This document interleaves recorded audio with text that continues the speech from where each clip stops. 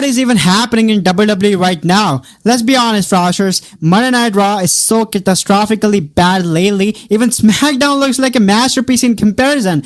This Monday Night FROX isn't entertainment, it's a government experiment to see how much cringe a human skull can handle before splitting open. Who are the scientists behind this torture? Is this a secret TKO side project? Are they low-key trying to invent televised anesthesia? Because this show is so dead, you could hook it to a jumper cables and still not get a spark. And before you ask, of course, I skipped reviewing WrestlePalooza. That must-see PPV more like a coma-inducing sedative with a lineup so bad, I questioned existence. I watched that mess. You know what I'm saying, guys? I watched that mess. My soul left my body and my Wi-Fi threatened to unsubscribe from me. And if you thought Raw could somehow be better, Froshers, wake up. Wake up. It's time to wake up. This week is just another step into apps. I'm genuinely convinced that Triple H found Vince's worst booking notebooks, threw them in a blender, and used that as this week's script.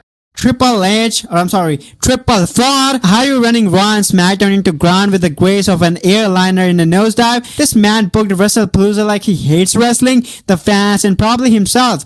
How is Triple H still the head of creative after delivering disaster week after week? Was there a Who Can Write the Worst show contest and Paul Vasquez decided to win it single-handedly? Where's his dignity? Where's his brain? And where's his freaking logic, man? Guys, Raw is now so hazardous, it should come with a Surgeon General's warning. This show may cause irreversible pain, raw, spontaneous boredom, and urge to go your eyes out with your Funko Pop. Froshers, I'm warning you, don't watch this show, not even hate watch it, go outside, touch grass, eat carpet, do literally anything other than watching this WWE train wreck. You know, Froshers, TKO is running this circus like clowns, flinging peace, not stories, and WWE management is too busy counting Netflix checks to realize their product is so radioactive. And if this wasn't enough, tonight's show somehow outdumped WrestlePalooza, the PPV that literally erased my will to do YouTube reviews. Guys, you want a review? Here's my review. Don't watch this show, don't even risk hearing about it. If your friend texts you spoilers, block them. Triple Fraud, you owe this world a letter of apology and a refund for my brain cells lost during your booking. I'm done, man. Anyway, Froshers, let's talk about this corporate show. Alright, Froshers, I'm just gonna be real with you guys. I need to start this by saying I'm okay.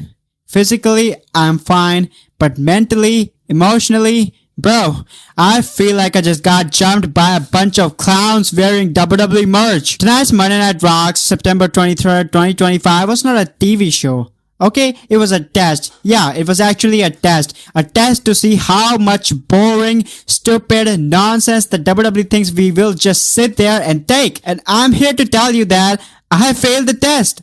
I can't take it anymore. You know, Froshers, this show was so bad, it's actually dangerous. If you watch this whole thing, your brain will feel like a mush. You'll forget your own name and just start chanting, what, at your microwave? You know what I'm saying? It's that bad. It's a brain rot straight up. And you know, Froshers, why I didn't post a review for that big WrestlePalooza show? It's because that show was so boring. It put me in a creative coma. I'm not even joking. You know what? I sat down to watch it, and the next thing I know, I woke up 3 days later with a weird craving for a Slim Jim. That's the power of Triple H booking, Froshers. It's a sleeping pile. And this man, Triple Fraud, is in charge. How did this happen, man? I mean, what the hell is happening? He has no new ideas, he has all the amazing wrestlers, and he books them like they are characters in the most boring video game ever made. I mean, what do I say, man? What do I say? He has no respect for our time, and honestly, at this point, I think he might have no brain. I'm serious. So for the next 12 minutes, we're going to walk through this dumpster fire together. We're gonna laugh so we don't cry. So let's break down this absolute train wreck of a show. So, we opened the show, hooray, with what? Cody Rhodes, or I would say Boring Rhodes. So, Boring Rhodes talking about the story, and then Seth Rollins comes out in another glittery jacket that looks like it was a slavage from a 2013 Lady Gaga Rejected pile. What? Oh, he's a joker, man. Anyway, and then they talk and talk and talk for 15 minutes about finishing the story, and respect and legacy. You know what, Froshers? I've seen this exact same segment with the same two guys saying the same words every single week since 2024. It's a PowerPoint presentation with live actors. There is no progression here, no heat. It's just two millionaires politely reminding each other that they have a match eventually. It's the creative equivalent of watching paint dry, but the paint is also crying because it's so bored. You know what, Froshers? Triple H's booking philosophy is simple. If it worked once, run it into the ground until the audience would rather watch a documentary on drying cement. That's what it is. That's his philosophy, and that defines this complete segment. This was like another boring opener segment like we've been watching for months, especially post WrestleMania. What do I say, man? There is nothing much to talk about here, and so let's move on to next one. So next up we had the New Day versus Penta and Viking Raiders,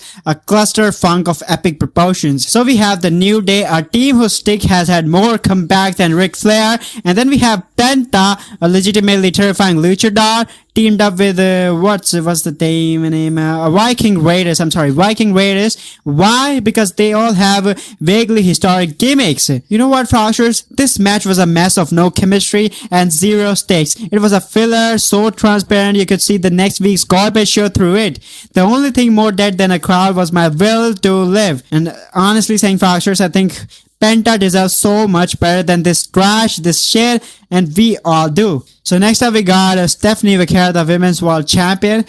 Who's Stephanie Vaquera? I don't know who she is. I don't care what she said. And based on the deafening silence that greeted her, neither did the live audience. You know what I'm saying? This was a star-making premiere from the Triple H School of Pushed Forces, where you take someone with the screen presence of a damn paper towel, give them a microphone, and hope for the best.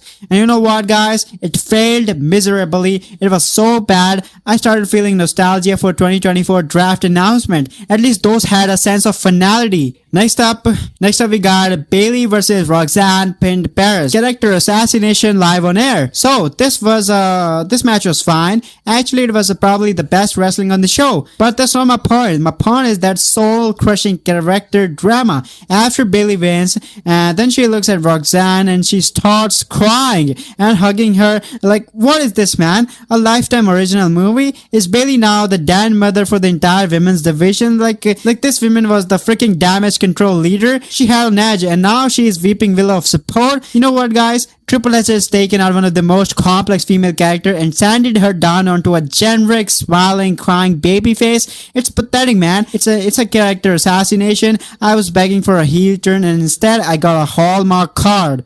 Moving on. So next up we got Rusev versus JD McDonough. This was a short, pointless, and had all the impact on a feathers hitting a pillow. You know what, guys? It existed, then it stopped existing. Anyway, moving on. Next up we got Jay main eventer Uso versus LA Knight. Yeah. So Froshers, this should have been a banger. Instead, we got a 7-minute match that ended in a disqualification or a count out or some other cowardly booking trope, because God forbid it if we have a clean finish on a Triple H show that actually means something. The crowd was chanting, yeah, but by the end it sounded more like a question. Yeah. Is that all? A complete waste of two great talents sacrificed at the altar of a 50-50 booking? What is happening on this show, man? Anyway, let's move on. Alright, Froshers, now let's talk about the main event of this goddamn garbage show, and here it is, the main event of Monday Night FROX. Rhea Bloody Ripley, the most dominant woman on the planet, against Asuka, the legendary Empress of Tomorrow. And what happens? A decent 10-minute match that ends with Rhea Ripley picking up the win. Groundbreaking. But wait, there is a so-called shocking moment in this match. Post-match, Asuka, frustrated, attacks Rhea Ripley. She basically turns heel. You know what I'm saying? Oh my god, I'm so shocked. My Jake is on the floor. You know what I'm saying, guys? Asuka, the woman whose entire gimmick for years have been an unpredictable kind of crazy assassin, is acting like a heel. This isn't a twist. This is Tuesday. This is the most predictable, lazy, uninspired swerve in the history of pro wrestling. It's like turning the sky blue. It means nothing, man. It was like the final insulting spit in the face of anyone who stayed up for this garbage. What do I say, man? So, how do I rate Monday Night FROX? So, what's the final score for Monday Night FROX? So, on my scale 1 to 10, I give it a big fat 0. I give it a trash can fire. I give it a long boring car ride with your weird uncle. Yeah, that's what I would give this show. This show was a complete failure. It had no excitement, no good stories, and no respect for the fans. So my final message to WWE and Triple Fraud is this. You know guys, I'm done. I'm not watching next week. I'm gonna go outside and watch grass grow. And the most exciting part of this is the grass won't try to sell me a t-shirt every 5 minutes. Thanks for nothing, WWE. You've officially cured me from being a fan. Guys, actually, you know what guys? I take it back. I'm so scared to go outside. Like, I'm worried Triple H is gonna book the sun to set via count out. Peace out, Froshers. Alright, Froshers, till next time. Stay awesome. Have a good day. Bye.